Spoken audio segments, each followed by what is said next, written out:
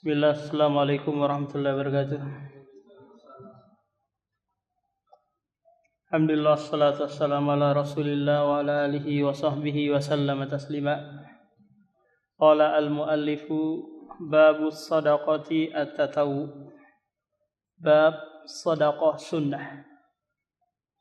Sebagaimana kita ketahui bahwa mengambil harta orang hukum asalnya adalah haram kecuali dengan dua sebab.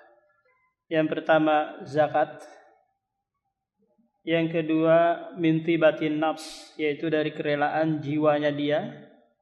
Nah, inilah yang disebut dengan sedekah tatawu. Jika dia memberi dapat pahala, jika dia tidak memberi tidak berdosa. Ingat Pak bahwa sedekah yang kita keluarkan, apakah itu wajib ataukah sunnah, maka semua itu Allah anggap sebagai pinjaman untuk Allah. Ya, Allah pasti akan kembalikan, dan pengembaliannya itu berlipat ganda. Allah sebutkan hal ini banyak sekali di ayat Al-Quran. Di antaranya di surah Al-Baqarah ayat 245. Man dzalladzi yuqridullahu qardan hasanan fayudha'ifalah adha'afan katsira. Barang siapa yang meminjamkan sesuatu kepada Allah dengan pinjaman yang baik, maka Allah akan melipat gandakan dengan berlipat-lipat ganda. Ini khusus bagi Allah Pak. Kalau bagi manusia nggak boleh riba. Paham? Contoh Bapak pinjamin saya 1 juta, terus saya lipat gandakan. Maka ini apa? Riba. Iya kalau Bapak mensyaratkan. Tapi kalau saya minti batin nafs dari kerelaan diri saya ngasih gitu, Bapak kasih pinjam 1 juta, saya kembalikan 1.200.000 sebagai bentuk jazaul ihsan illal ihsan. Balasan kebaikan dengan kebaikan pula. Demikian juga disebutkan dalam surah Al-Hadid, siapa saja yang bersedekah, maka Allah anggap itu adalah pinjaman yang Allah pinjam darinya dan Allah pasti kembalikan. Belum lagi Rasulullah menyebutkan ma naqasat shadaqatun min malin. Sedekah yang kita keluarkan tidak akan mengurangi harta. Belum lagi doa malaikat yang setiap pagi memohon kepada Allah agar mengembalikan atau menambah sedekahnya orang yang bersedekah. Nah, ketika ada amalan sunnah Pak, yang itu biasanya mengiringi amalan wajib, maka tujuannya adalah untuk menyempurnakan kekurangan yang wajib. Apakah itu sholat, ataukah sedekah, atau amalan-amalan yang lain. Karena nanti Allah memeriksa dulu amalan yang wajib kita di padang mahsyar. Ketika ada yang kurang, maka dilihat apakah ada amalan-amalan sunnahnya untuk menambal amalan-amalan wajibnya. Ini tujuan yang pertama. Tujuan yang kedua, sebagai bentuk pula pengamalan terhadap sunnah Rasulullah. Karena kalau sunnah tidak diamalkan Pak, maka dia pasti hanya ada di lembaran-lembaran buku. Yang ketiga, sekaligus juga ta'awun, membantu orang yang berkebutuhan. Orang yang kurang dari sisi apa? Dari sisi harta. Jadi si kaya membantu si miskin. An Abi Hurairah radhiyallahu anhu anin Nabi qala sab'atun yudhilluhumullahu fi dhillihi yauma la dhilla illa dhilluh. Fadzakara al-hadis fihi wa rajulun tasaddaqa bi sadaqatin fa akhfaha hatta la ta'lama shimaluhu ma tunfiku yaminuhu. Dari Abu Hurairah dari Nabi sallallahu alaihi wasallam bersabda, ada 7 orang. Ini bukanlah pembatasan Pak. Karena di sana banyak lagi amalan-amalan yang disebutkan yang itu nanti mendapatkan naungan Allah di padang mahsyar. Yuzilluhumullah, Allah akan menaungi mereka fi dhillihi, pada naungannya, yauma la dhilla illa dhilluh, hari di mana tidak ada naungan kecuali naungan Allah. Karena kita tahu padang mahsyar itu Pak tanah lapang yang tidak ada tempat nongkrong, tidak ada pohon yang kita bisa berteduh di bawahnya, apalagi tenda. Sementara matahari didekatkan sejarak 1 mil. Begitu panasnya. Ada di antara manusia mengucurkan keringat yang menenggelamkan dirinya. Ada yang sampai lututnya, betisnya, mata kakinya. Nah, di sini sangat butuh apa, Pak? Sangat butuh naungan. Maka di antara 7 orang yang disebutkan di hadis ini yang mendapatkan naungan Allah adalah rajulun, seseorang, tasaddaqa, yang bersedekah, fa'akhfaha, lalu dia menyembunyikan sedekahnya hingga tangan kirinya tidak mengetahui apa yang diinfakkan oleh tangan kanannya. Kalau dalam riwayat Muslim terbalik, hatta la ta'lama yaminuhu ma tunfiku shimaluhu, hingga tangan kanannya tidak mengetahui apa yang diinfakkan oleh tangan kirinya.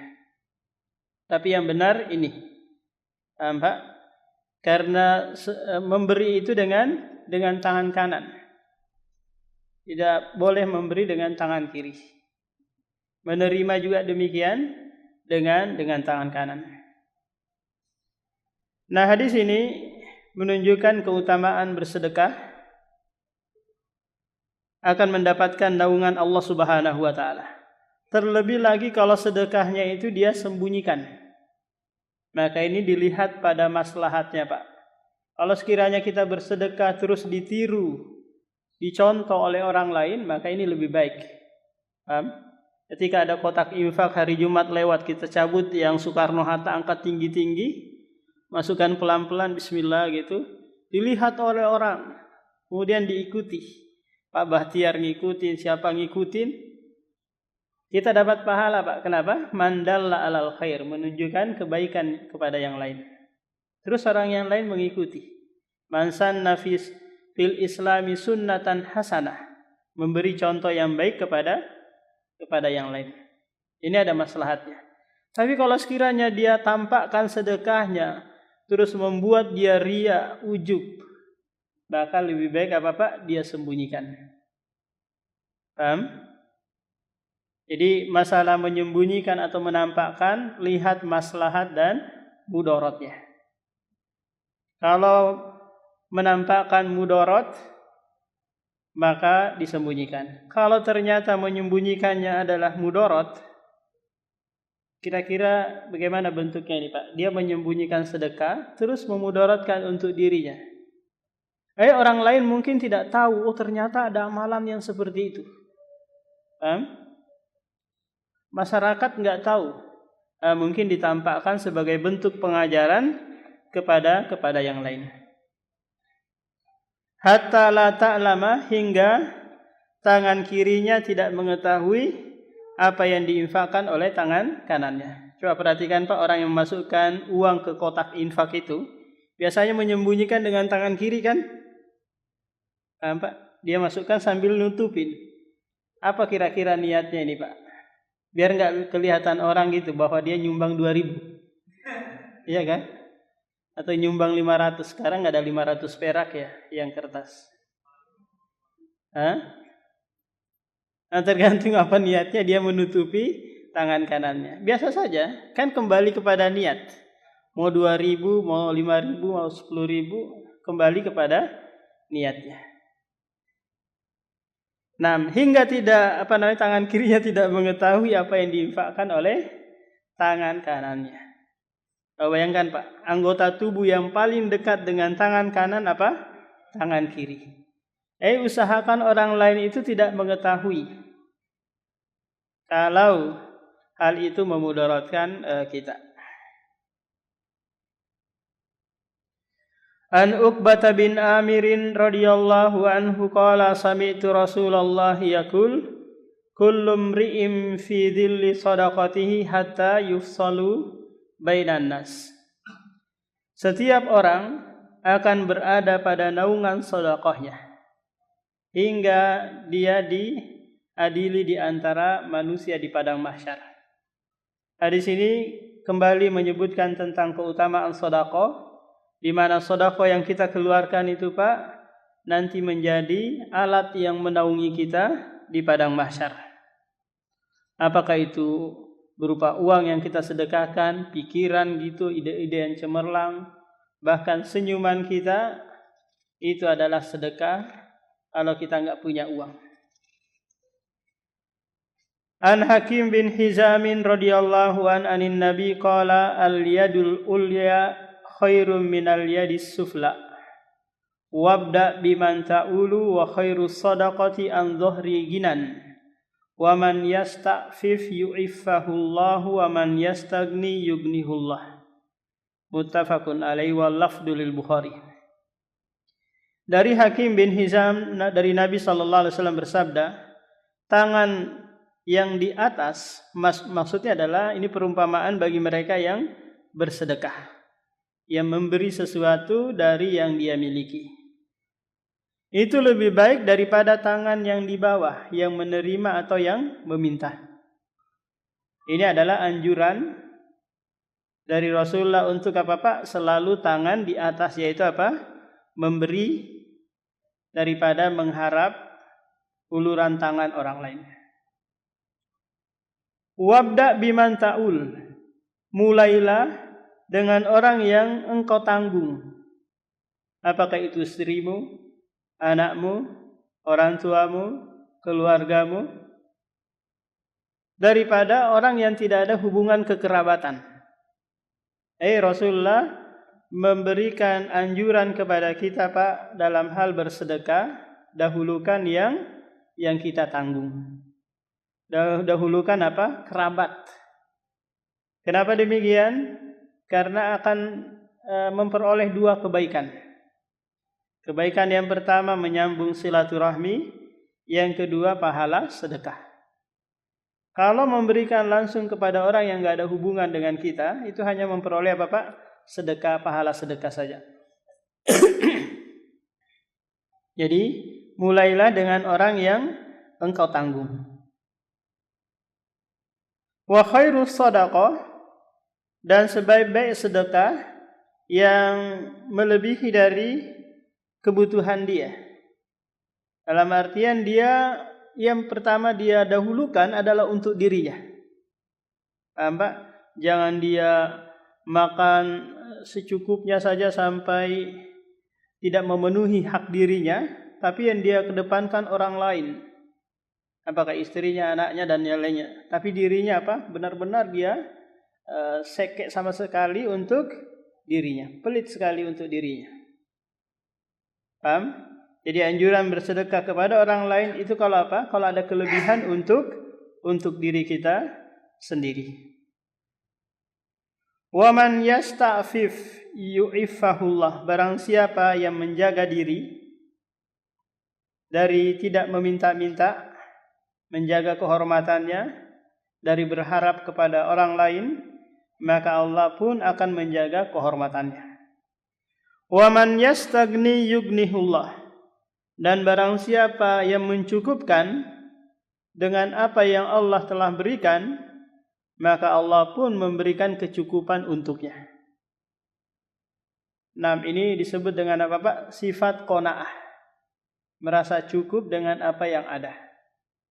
Karena kita harus yakin Pak bahwa Allah pasti akan memberikan rezeki kepada kita. Cuman masalahnya kadang kita membatasi rezeki itu dengan harta, dengan uang semata.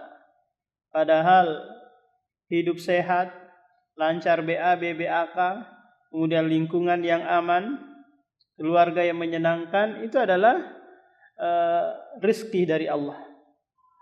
Kita Pak bisa makan apa saja gitu, gulai kambing kita makan, semua kita sikat. Sementara orang kaya di sana banyak uangnya, makanannya ditakar-takar, dibatas-batasi, nggak boleh yang bersantan, nggak boleh yang ini. Takut kolesterolnya naik, asam uratnya tinggi, macam-macam. Sementara si miskin semua Bapak disikatnya.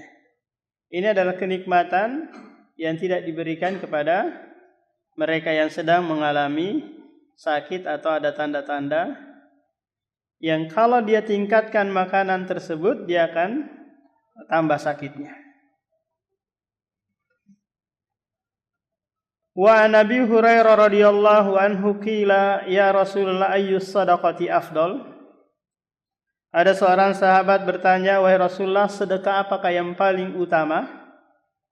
Qala juhdul muqilli, yaitu semangatnya orang yang kesulitan bersedekah.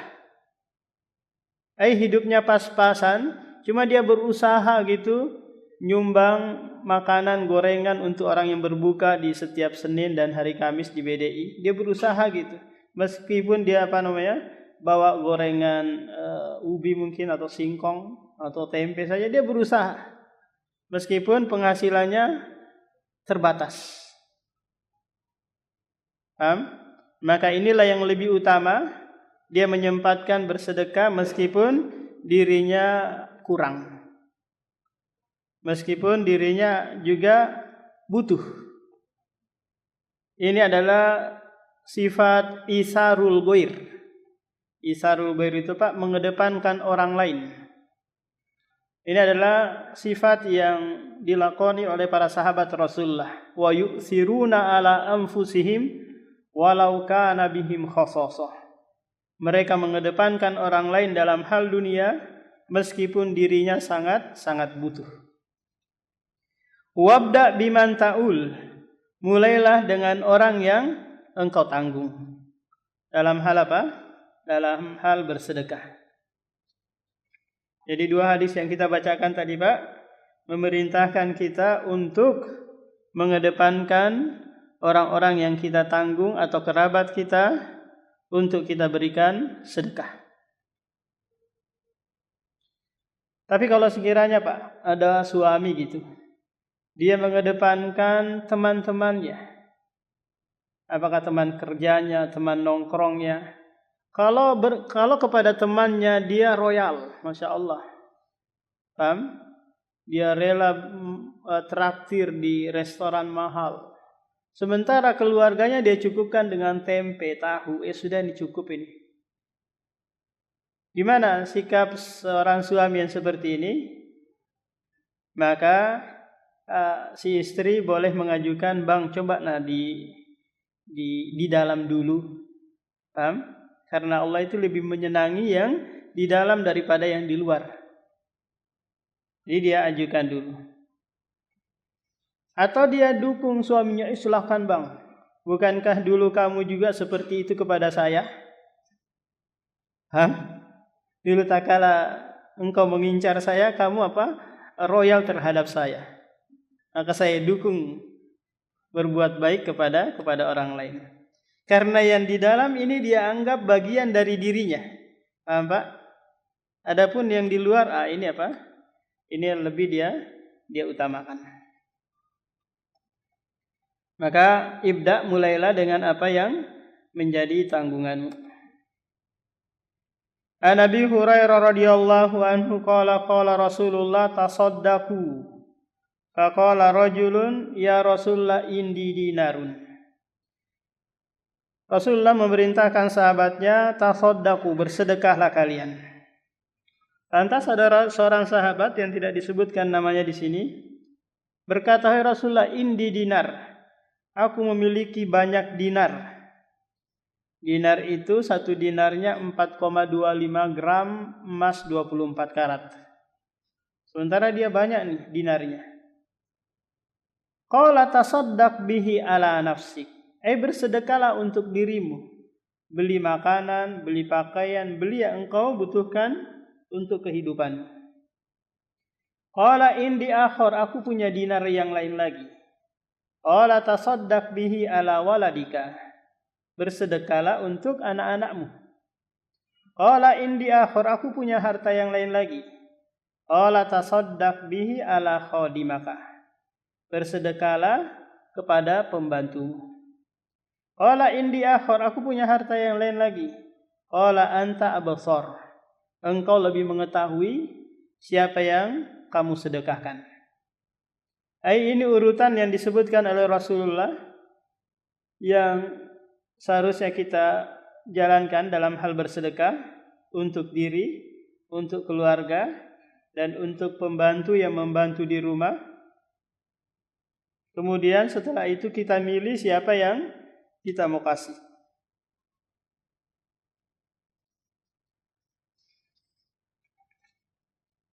An Aisyah radhiyallahu anha qalat qala an-nabiyyu idza anfaqati al-mar'atu min ta'ami baitiha ghayra mufsidatin kana laha ajruha bima anfaqat wa li zawjiha ajruha bima iktasabah walil khazini mislu dzalik la yanqusu ba'duhum ajra ba'din syai'a. Dari Aisyah radhiyallahu an berkata, Nabi bersabda, apabila seorang wanita bersedekah atau berinfak dari makanan rumahnya, tidak merusak, tidak melakukan kerusakan, dalam artian makanan tersebut masih mau dimakan suaminya, dimakan anaknya. Terus istrinya bersedekah kepada tetangganya. Maka ini merusak kan? Nah, ketika ada kelebihan dari makanan, maka dilihat Pak, kalau sekiranya makanan kering gitu, maka si istri harus izin dulu kepada suaminya.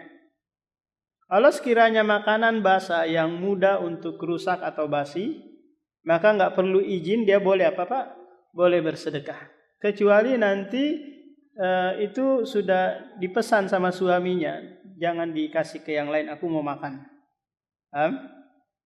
Maka nanti si istri yang menginfakkan mendapatkan pahala, si suami yang bekerja, yang menghasilkan uang untuk menghadirkan makanan tersebut juga dapat pahala setengah-setengah. Pak, kalau sekiranya makanan kering, nggak boleh. Karena ini bisa disimpan. Kalau dia tetap mau mengeluarkan, maka dia harus izin suaminya. Kalau dia keluarkan tanpa izin suami, maka dia berkhianat. Paham Pak? Karena sudah kita sering sebutkan bahwa harta suami, harta istri tidak boleh campur baur kecuali memang sudah sepakat keridoan keduanya untuk mengelola harta bersama. Ketika nanti qadarullah nih suami nggak punya kerjaan atau bambong gitu, sementara si istri ya, si suami nggak punya kerjaan, dia resign mungkin atau dipecat. Kemudian si istri berusaha buka jualan kue mungkin atau warung. Maka nanti ketika si suami ikut bekerja, maka dia dikasih gaji. Istrinya yang ngasih gaji. Nanti hasil gajinya itu untuk dia nafkahkan lagi kepada istri dan anaknya. Sekarang kita balik Pak. Si suami punya usaha di rumah gitu. Dan si istri ikut membantu. Maka si istri di sini digaji. Dikasih untuk dia simpan. Dan si suami nggak boleh menggunakan harta tersebut. Tidak boleh menggunakannya. Karena ini adalah harta istri. Kalau dia mau menggunakan harta istri, maka dia harus izin kepada istrinya. Walil khazini, di situ diterjemahkan apa? Khazin, penjaga ya. Apa diterjemahkan situ? Diterjemahkan apa situ? Khazin, pembantu.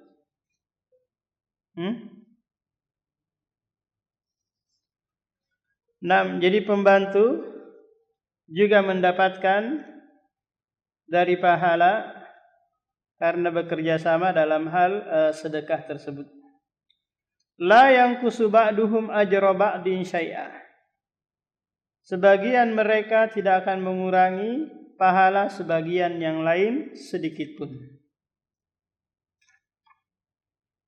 An Nabi Sa'id Al-Khudri radhiyallahu anhu qala ja'at Zainabatu imra'ati Ibni Mas'ud. Kata Abu Sa'id Al-Khudri, istri dari Abdullah bin Mas'ud yaitu Zainab datang kepada Rasulullah lalu berkata, wahai Rasulullah, innaka amartal yawma bis sadaqah. Sungguhnya engkau memerintahkan hari ini untuk bersedekah. Wa kana indi hulliyin li. Sementara aku memiliki perhiasan yang itu milikku sendiri. Fa aradtu an tasaddaqa bihi. Dan aku ingin bersedekah dengan perhiasan tersebut. Fazama Ibnu Mas'ud annahu wa waladahu ahaqqu min tasaddaqtu bihi alaihim. Abdullah bin Mas'ud, suaminya, menyangka bahwasanya anaknya dan dirinya lebih berhak untuk dia salurkan sedekah kepadanya daripada yang lain. Maksudnya suaminya ini kepada kami diberikan dulu daripada ke orang lain.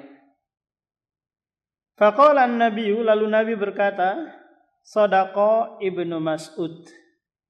Zaujuki wa waluduki ahaqqu min tasaddaqti bihi alaihim.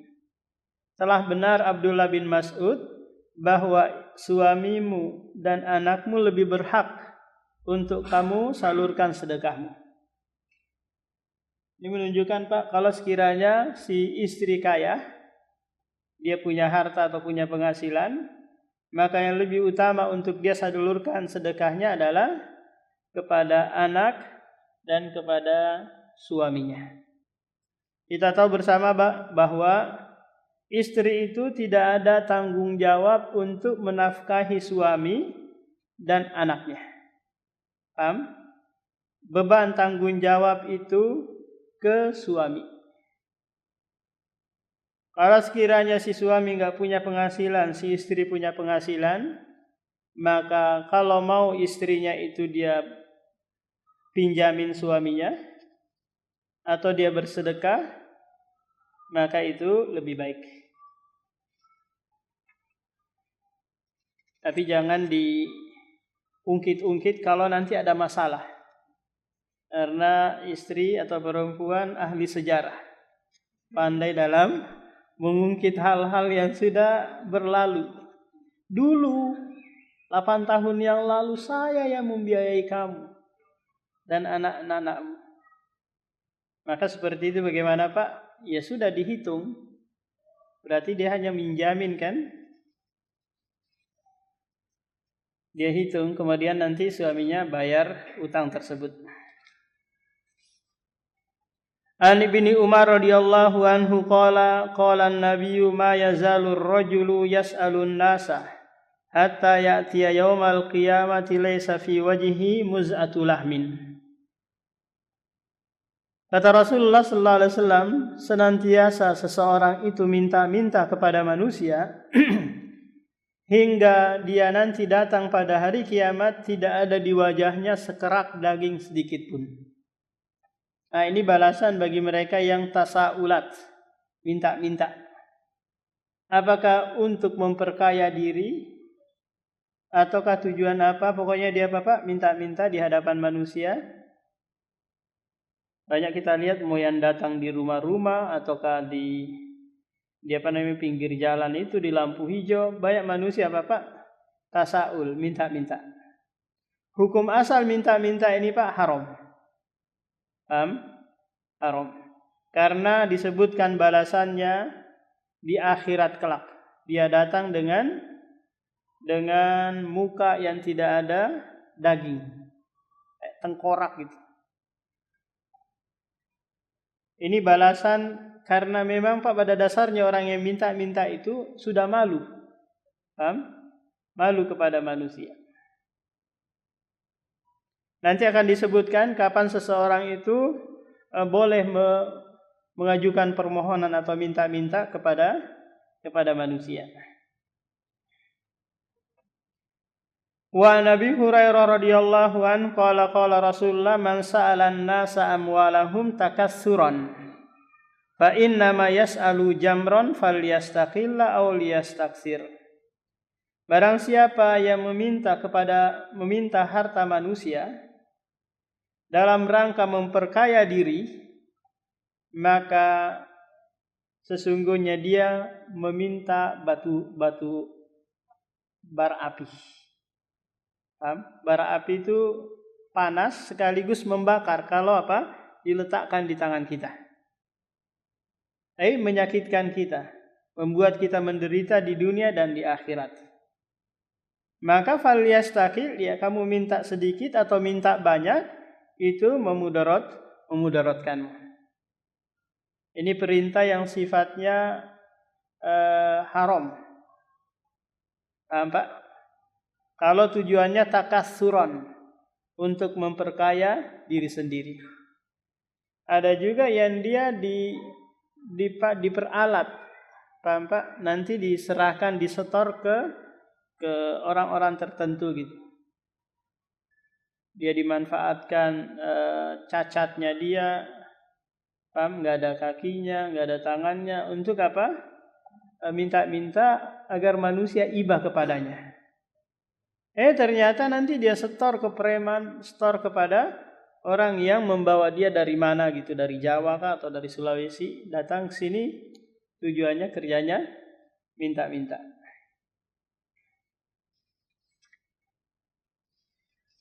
Ani Zubair ibn al-Awwam anin Nabi qala la an ya'khudha ahadukum hablah fayatiya bihuzmatil hatabi ala dhahrihi fayabi'aha fayakuffallahu biha wajhahu khairul lahu min an yas'alan nasa a'tauhu aw mana'uhu.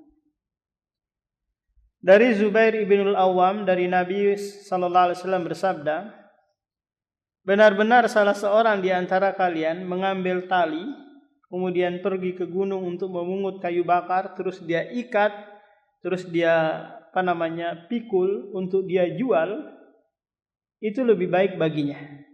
Maksudnya apa? Dia berusaha. Meskipun pekerjaan yang sedikit penghasilannya,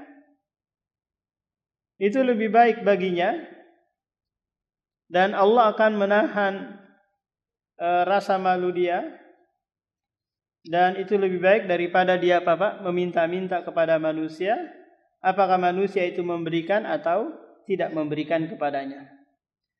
Syariat kita menganjurkan untuk berusaha, baik dengan cara membantu atau memungut sesuatu kemudian nanti dijual.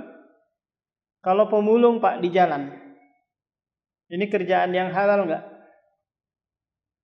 Maksudnya dia ngorek-ngorek sampah situ, dia ambil plastiknya, kardusnya. Kira-kira ini halal enggak daripada dia minta-minta?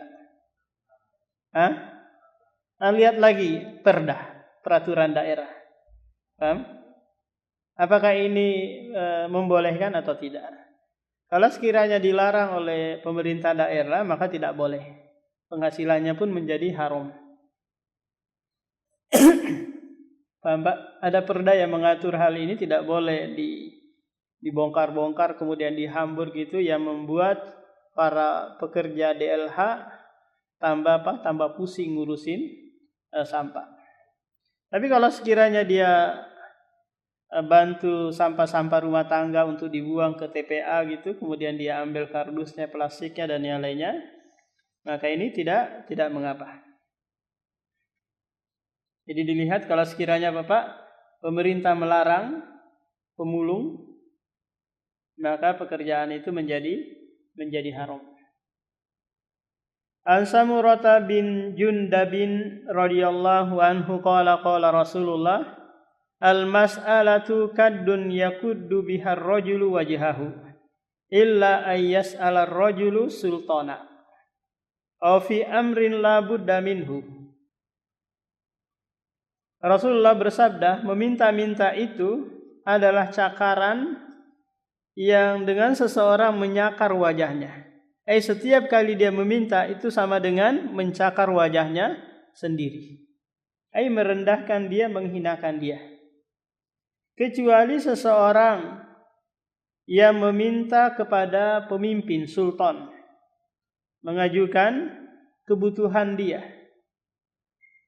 Ini dibolehkan. Karena memang tujuan adanya pemimpin itu Pak untuk mensejahterakan rakyatnya. Mensejahterakan rakyatnya. Mengatur sebaik mungkin agar rakyatnya itu sejahtera, nyaman, bukan malah memeras rakyatnya. Karena al-waliyu manutun bil maslah. Maka boleh rakyat meminta sesuatu kepada pemimpin yang dia butuhkan. Yang kedua, au fi amrin la buddamin, atau perkara yang mesti dia minta. Perkara yang sifatnya darurat. Paham Pak? Dia kelaparan, anaknya juga demikian, istrinya, maka dalam hal ini dia dibolehkan meminta kepada manusia. Sekedar apa Pak? Menghilangkan kemudaratan yang ada pada dirinya. Kalau sekiranya dia sudah cukup, maka dia stop. Karena ad-daruratu tuqaddaru biqadariha. Darurat itu ditakar sesuai dengan kebutuhan. Bahkan nanti kalau tidak ada yang ngasih dia, boleh dia ngambil untuk menghilangkan kemudaratan yang ada pada dirinya. Enggak ada lagi yang bisa dicuri gitu. Maka nanti dia boleh memakan sesuatu yang diharamkan untuk dia makan. Makan babi, haram kan Pak ya? Daripada mati, maka dia boleh makan babi untuk menghilangkan rasa laparnya. Setelah hilang rasa laparnya, kembali lagi kepada haramnya sesuatu itu.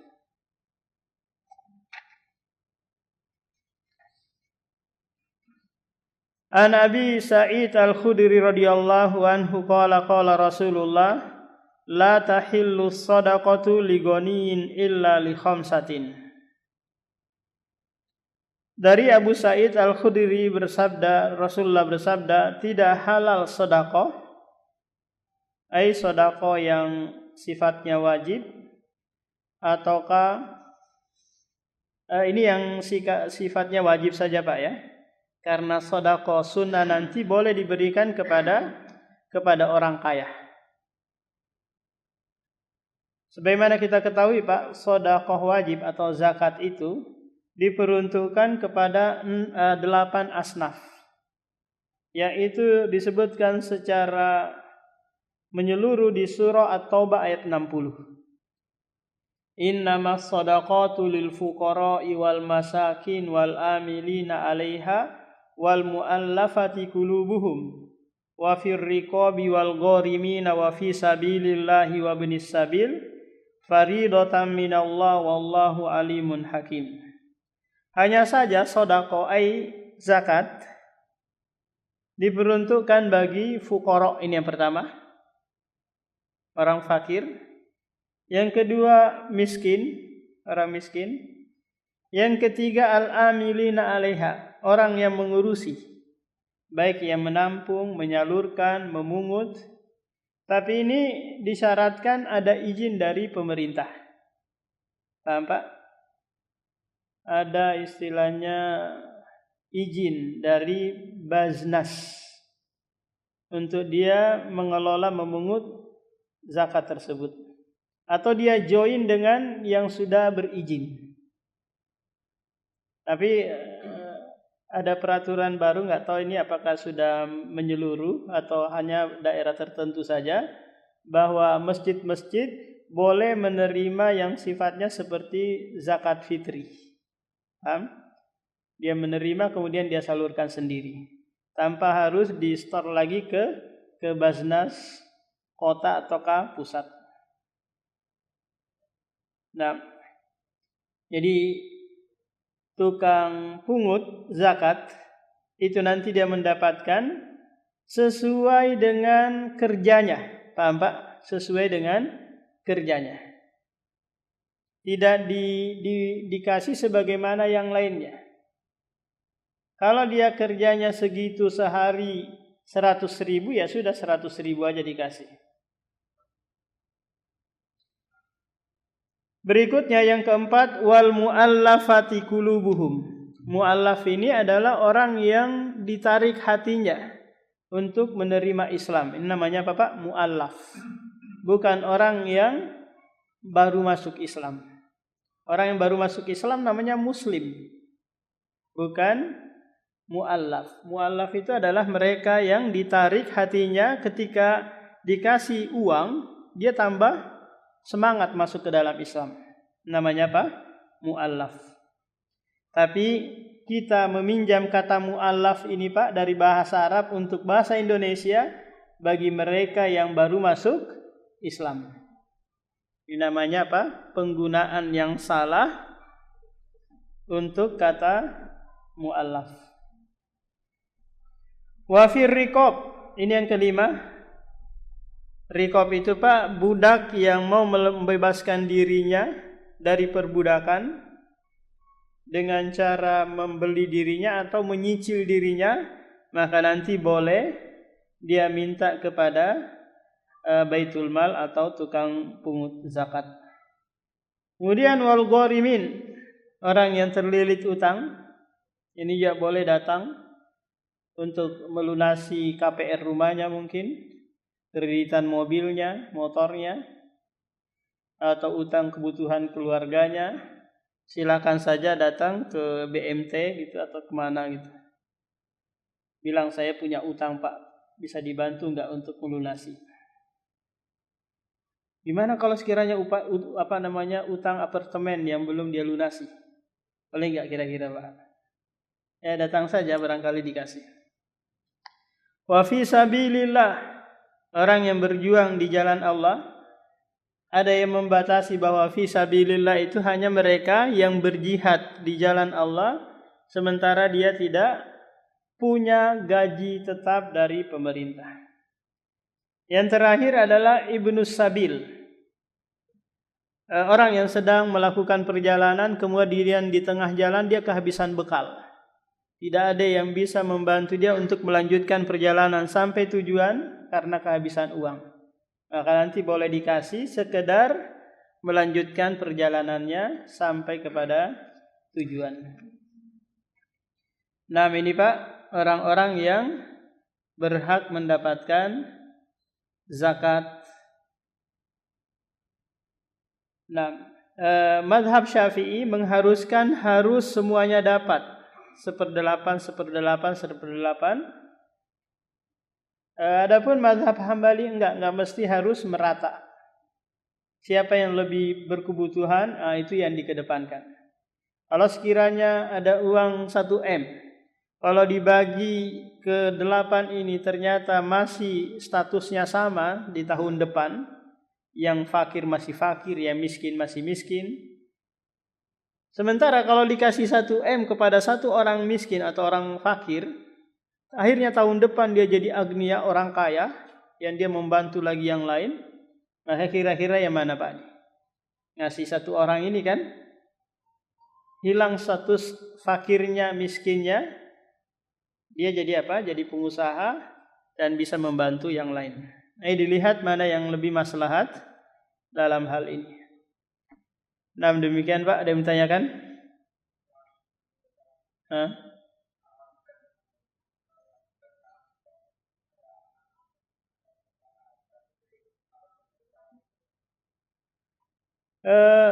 Sedekah kepada keluarga ada yang wajib, ada yang sunnah juga Pak. Yang wajib itu nafkah yang meliputi mencakup 4 hal gitu Pak. Makanan, pakaian, tempat tinggal, dan kebutuhan dalam rumah tangga. Paham? Si suami wajib memenuhi ini. Makanan yang secara urufnya dimakan di kampung tersebut, ada yang primer, ada yang tambah-tambahan tahsiniyat. Lepas dari ini, maka nanti dihukumi apa Pak? Sedekah. Sedekah yang sifatnya sunnah. Kalau untuk anak laki-laki sampai dia balik. Paham? Sampai dia balik. Ketika dia sudah balik nanti Pak, biarkan dia bekerja Nggak perlu dibiayai SMP-nya, SMA-nya, apalagi kuliahnya sampai nikahnya, sampai sudah anak masih dibiayai sama orang tuanya. Biarkan dia mandiri melalang buana, paham? Untuk intisar, menyebar di muka bumi. Untuk anak perempuan sampai dia beralih, yaitu sampai dia menikah. Kalau dia sudah menikah, maka tanggung jawab bapaknya beralih ke suaminya. Paham, Pak? Lihat anaknya siapa, laki-laki atau perempuan. Yang jadi masalah kita sebagai orang tua tidak mengajarkan kemandirian kepada anak laki-laki kita. Dibiayai terus SMP-nya, padahal dia sudah bisa bekerja kan? Sudah bisa menyalurkan bakatnya. Masih kecil Ustaz, ya seperti itu. Kita tidak mendidik dia untuk mandiri. Seharusnya dia sudah bisa membayarkan biaya sekolahnya, SPP-nya, uang masuknya dari hasil dia kerja. Nah, yang lain Pak? Oh iya, ada kertasnya.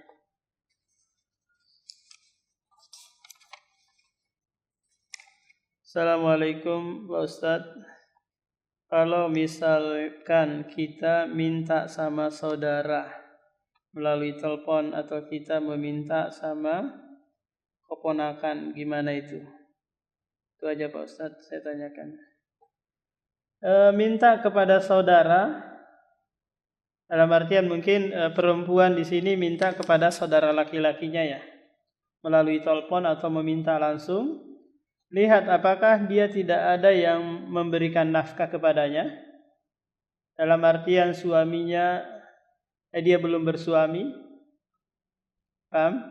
Maka nanti kalau dia tidak memiliki bapak, maka dia yang menanggung nafkahnya adalah saudara laki-lakinya.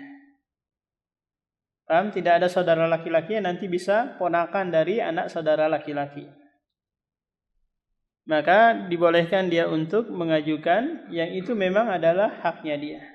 Nah sekarang kalau statusnya dia itu sudah bersuami, maka nggak perlu lagi dia minta-minta karena sudah ada yang menanggung nafkahnya itu suaminya. Nah dia lebih menahan diri dari hal ini karena dia sudah cukup dari apa yang diberikan oleh suaminya. Nah demikian, subhanakallahumma wa bihamdika, asyhadu an la ilaha illa anta, astaghfiruka.